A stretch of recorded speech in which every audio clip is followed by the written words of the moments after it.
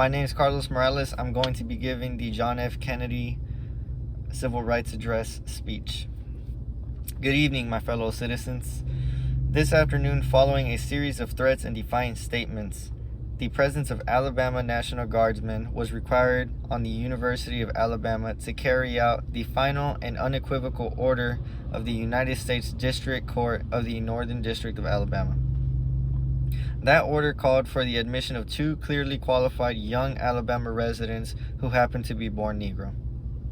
That they were admitted peacefully on the campus is due in good measure to the conduct of the students of the University of Alabama who met their responsibilities in a constructive way. I hope that every American, regardless of where he lives, will stop and examine his conscience about this and other related incidents. This nation was founded by men of many different colors and backgrounds. It was founded on the principle that all men are created equal and that the rights of one man are threatened when the rights of one man are diminished. Today, we are committed to a worldwide struggle to promote and protect the rights of all who wish to be free. And when Americans are sent to Vietnam or West Berlin, we do not only ask for whites.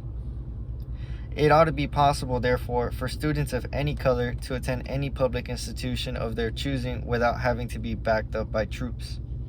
It ought to be possible for American consumers of any color to receive equal service in places of public accommodations such as retail stores, cafes, theaters. It ought to be possible for every American to register and to vote in a free election without interference or fear of reprisal. It ought to be possible, in short, for every American to enjoy the privileges of being American without regard to his race or color. In short, every American ought to have the right to be treated as he would wish to be treated or as he would wish his children to be treated. But this is not the case. The Negro baby born in America today, regardless of the section of the state in which he is born, has about 1/2 as much of a chance as completing high school as a white baby born in the same place on the same day. 1/3 as much of a chance as completing college, 1/3 as much of a chance of becoming a professional man, twice as much of a chance of becoming unemployed, about 1/7 as much of a chance of earning $10,000 a year, and a life expectancy which is 7 years shorter, and the prospects of only earning half as much. This is not a sectional issue, however. Difficulties over segregation and discrimination exist in every city, in every state of the Union, producing in many cities a rising tide of discontent that threatens the public safety. Nor is this a partisan issue. In a time of domestic crisis, men of goodwill and generosity should be able to unite regardless of party or politics. This is not even a legal or legislative issue alone. It is better to settle these matters in the courts rather than the streets. And new laws are needed at every level. But law alone cannot make men see right. We are confronted primarily with a moral issue. It is as old as the scriptures, and it is as clear as the American Constitution. The heart of the question is whether all Americans are to be afforded equal rights and equal opportunities. Whether we are going to treat our fellow Americans as we want to be treated.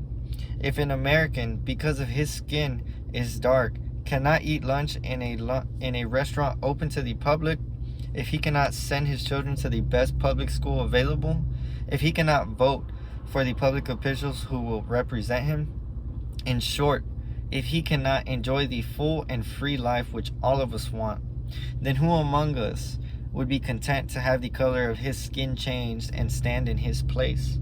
Who among us would then be content with the counsels of patience and delay?